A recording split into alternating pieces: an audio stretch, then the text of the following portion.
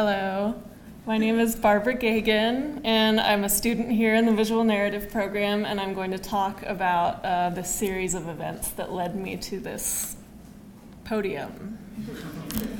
I grew up in Mystic, Connecticut, which is a very small maritime historic whaling town in southeastern New England.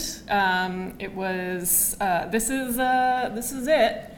And it was a very small town. It was a very beautiful and safe place to grow up, but, you know, my brother and I had to entertain ourselves a lot. I am from a huge family, which you guys got to spend some time with during Annalisa's presentation. And I'm from a gigantic Irish family. And this is a portion of them, and they all still live in Ireland, but I was born and raised in America with my immediate family. So, and I bring this up not to talk about a cultural divide, because, you know, there isn't one, but just a sense of home and place and belonging will come up a lot in the work I'm going to discuss. I'm a 90s kid, so I'm very influenced by a lot of the wacky pop culture from that time. Pretty basic Simpsons and Sailor Moon on after school every day. I don't think my mom was pleased about either of them. But also grew up with a lot of classic comics and read a lot of Peanuts and Calvin and Hobbes and my dad's copies of Tintin.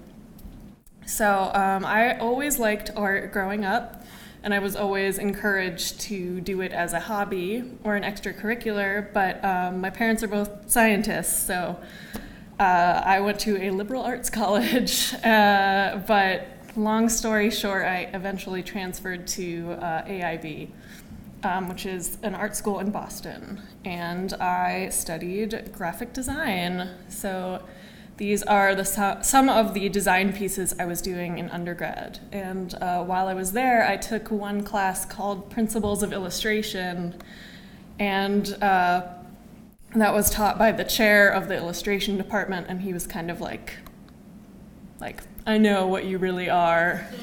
Come to the illustration department. So I was seduced and ended up double majoring in design and illustration. So I had always kind of worked in sort of a cutesy style, which, you know, I had drawn for myself, and I didn't know that, you know, that's a thing that people really like. So that was a great time, and I got to explore that and build up some confidence. So once I graduated from undergraduate art school, I went to work as a graphic designer for a series of consulting firms and handled some very sensitive material for a series of increasingly sinister clients. And I can't show it to you, but just know that it looks good.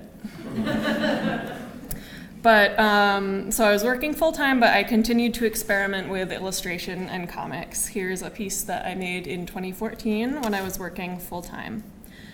And I started making mini comics in this same kind of cutesy style, and really got into the Boston comic scene, which is like 5 people. But yeah, but something was still missing, and I began pushing myself more and more to create longer stories, because I really missed that from art school. And, you know, design for me was sort of an intellectual exercise at that point, but I really was sort of craving something more creative. And so I started making comics at my day job when, you know, my boss was away. And this is a comic I actually made about sneaking comics on the company printer, and I posted it online. It's fiction. Yeah. And I got a pretty good response, and so that gave me some real confidence. So I started looking at master's programs, and I looked at SVA, and I was looking at the design program, and, you know, it just didn't feel right, and the illustration department was like for high-powered editorial illustration gods, and I sort of scrolled down and I was like, visual narrative, what's that? And then I sort of decided to apply here and only here, figuring that if I didn't get in, I would apply the following year because it just looked perfect and I could do it part-time. So this is the piece I created to apply here, and it's a short 16-page comic about a friendship between two girls and how it disintegrates. And this was the first sort of longer comic I did, and like I bought a fancy brush pen and it made me feel like, you know, I was big time. And so I got in and I came here. And the first big project I did my first summer was a short animation for the legendary No-On assignment, where you are assigned an object, and I got a parasol. So this is sort of continuing on the themes of toxic, unhealthy relationships that is sort of going on through my work. It's about a sweet robot who loves a narcissistic parasol, and they live in bliss for a while in this landscape, and then there's some infidelity, and you know, just continuing this theme of toxic relationships. Things don't go well, and the animation is about the emotional and physical violence that they inflict on one another. So yeah, pretty light and fun animation. And so the next large project I did was for Digital Short Story with Jim Rugg and Mark Zabel, and I did a short comic called Brunch about a sort of a clique of mean girls who have this brunch club, and they sort of recruit this young naive girl to join them, and they have very sinister intentions. So I'm still writing about unhealthy relationships and trying to subvert the audience's or the reader's expectations with my cutesy drawing style. So things also don't go so well in this book, but it was the first comic book I did with like a serious ton of dialogue and, you know, more than 2 characters. So it was very challenging. And around this time, I started thinking about thesis, and I had no idea what I was going to do, like, at all. So I was really stumped, but I had seen how difficult a time the previous class had with thesis, so I was like, I gotta make this easy. So I came up with 3 things. I would set it on the water because that reflects where I grew up, and also you don't have to draw a lot of buildings when you set something by the water. I would use pencil as a way of exploring the textures that pencil can make, and also avoiding inking, which would also save time. And I knew that I wanted the main character to be a young woman who was a selkie. Excuse me, sorry. A young woman who can turn into a seal, and that she would be torn between, you know, her life in the ocean and living as a human. So I came up with this story, and I ran it by Nathan and everyone the first semester of the thesis year, and it was like so convoluted and terrible. And she had like this twin sister that was visiting her in a dream, and like she was like people were gonna like harvest her organs, and everyone was like, dude, no. And it was so bad, and it was bad for 2 reasons. One was that it didn't make any sense, and 2, it wasn't about anything. And so so everyone was like, you need to like take a nap and then just like reassess. So it was around this time that I went to visit my family in Ireland over Christmas. And so this is a picture that I took from one of my favorite spots. And I was really thinking about what I wanted this comic to actually be about. And while I was there, I sort of discovered that what I really wanted to talk about in my story was a sense of place and a feeling of home and a feeling of belonging. And I had actually experimented in the past using pencils in a short comic I did about another trip to Ireland. So I was like, okay, this is all coming together, all of these yarns, so to speak. And so this led me to create my thesis, Rona. Rona is a young woman who is a selkie, and she loses her sealskin and gets stranded on a human island and has to integrate with them. And once she gets it back, she has to figure out, where she really belongs. And like I said it on the water, hoping to avoid crowd scenes and buildings. So here is a crowd scene that is on page 3 that I ended up drawing anyway. She leaves her blissful, daydreamy life as a selkie to explore this town. And she screws up and gets stuck there.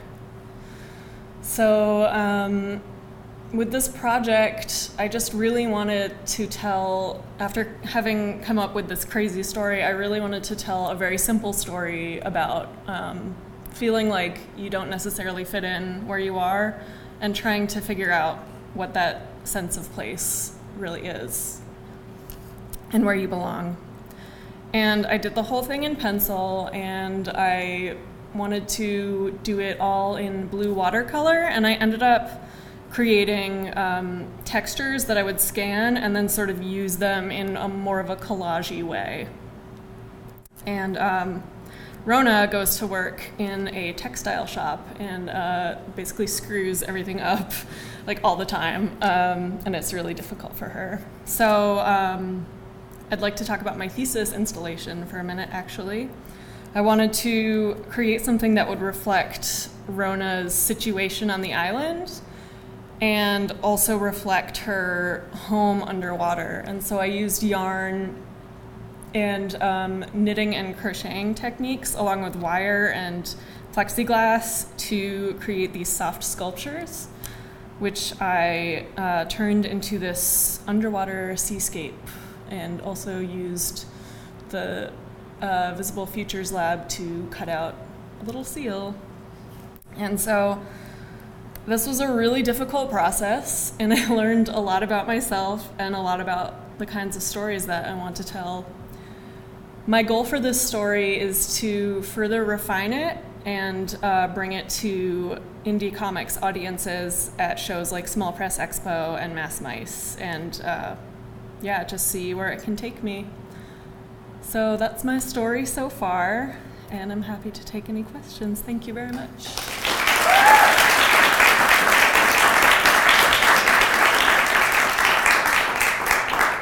Okay. You said just now that this has showed you a lot about who you are, but also what kind of stories you want to write more.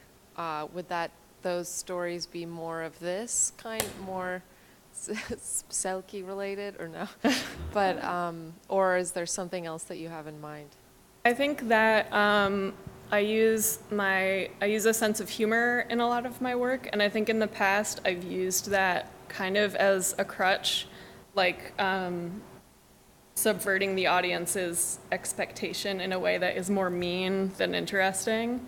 And I think that part of why this story was so hard for me to develop is because it's really earnest and honest, and the main character is kind of, I don't know, what's the word?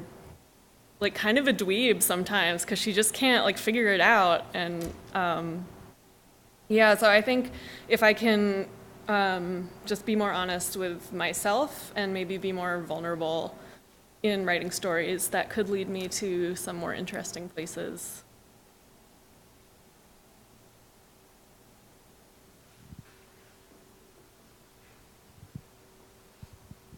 Hey, girl.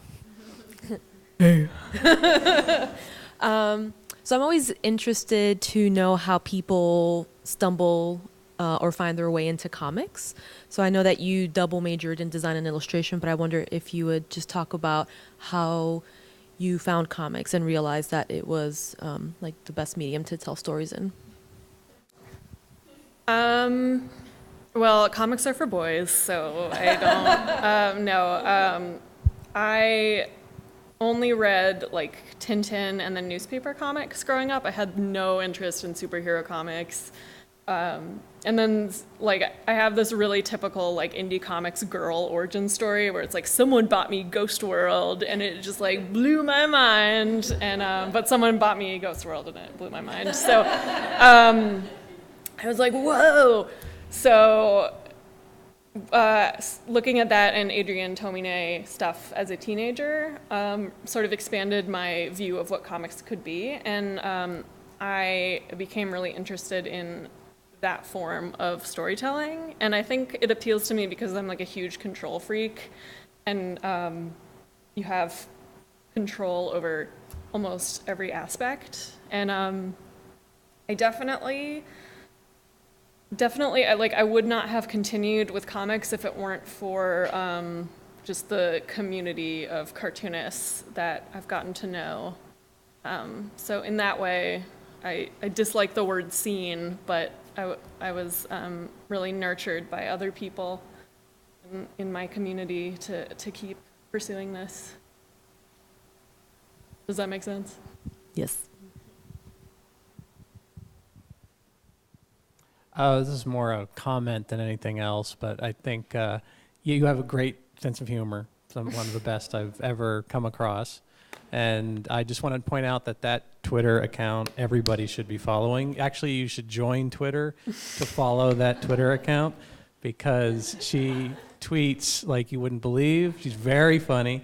And my comment is, I hope you do a strip based on the tweets at some point. I'm just saying they're very, very well done. Thank you. Yeah.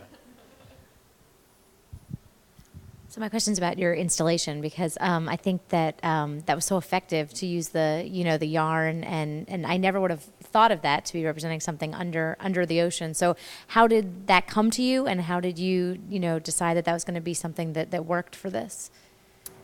I don't remember. I just always knew that I wanted to do that for the installation because that's something that I've knit and crocheted my whole life, and I've always wanted to use that in an art installation, but I've never done an art installation before, and so I joked a lot in undergrad about doing it, but I'm the least fine arts person ever, but yeah, I'll just go back. Installation.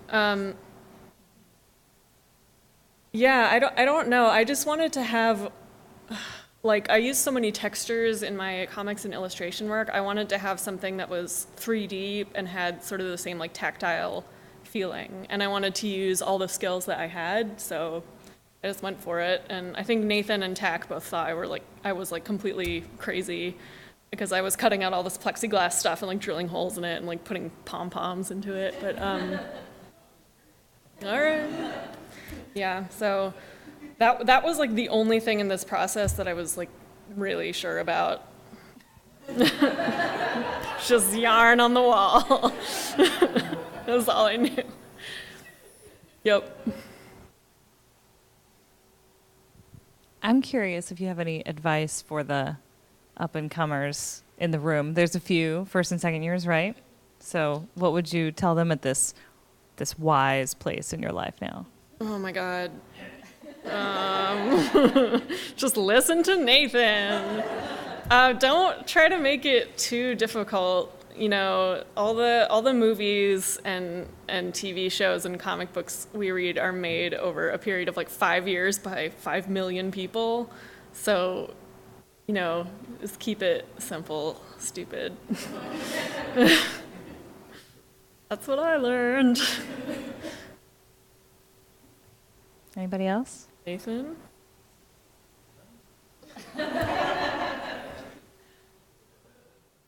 Thank you, Barbara. Thank you.